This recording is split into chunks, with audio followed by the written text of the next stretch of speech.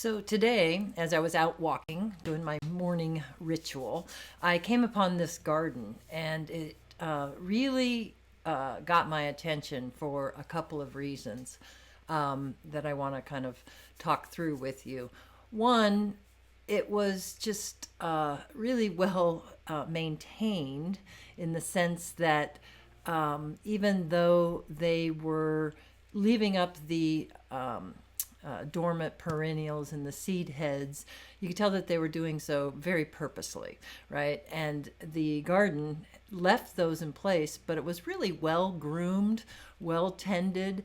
And so these were very architectural and interesting. And I just thought it looked really great. And it looked, like I said, very purposeful. So right there, that's like a dried remains of agastache. This is echinacea that was right there. And the grasses there are a panicum, I'm pretty sure. And those are going dormant. But so here's kind of a more overview. So it's a really wonderful combination of summer bloomers that age gracefully.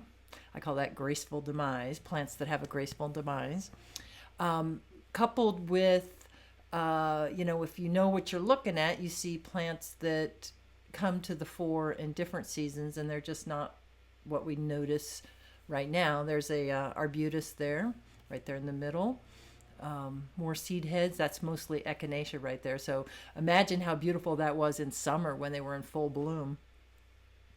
This is an evergreen element, and that's a cistus, so that will bloom in spring and summer.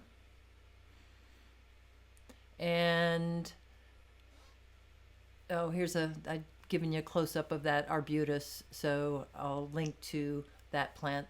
It's really peaking now and goes into the winter, has some great elements. This is a penstemon that we're looking at, so those big finely textured mounds are actually a blooming perennial. They're kind of going dormant, but you can kind of see the remnants of a bloom. And in some ways, they're kind of acting like a shrub, but they can get really big. So, and there's quite a few of them through there. So right now, until we get a super hard frost or something that might knock them back, they're actually adding some bulk to the garden. Right there at the top left, right there, that's also a ceanothus, probably Victoria.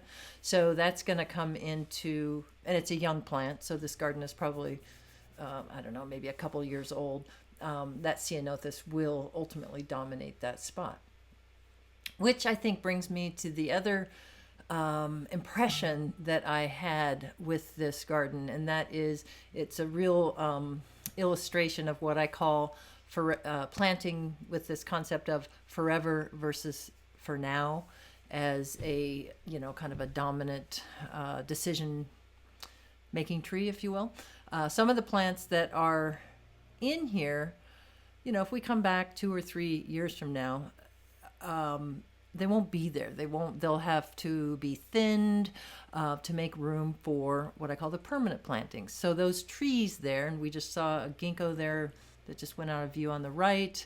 This tree, I'm not sure what it is, but you can tell it's by position, it's going to be kind of the dominant tree. But these perennials, while they'll probably always be there, there's going to be a lot fewer of them when the structural plants that are also in there get larger and get more dominant. So really interesting garden. I hope you enjoyed the tour. And bravo to whoever's behind this. I am going to try and figure out who the designer might be. I did chat with a neighbor, and there was a designer that was involved in this project.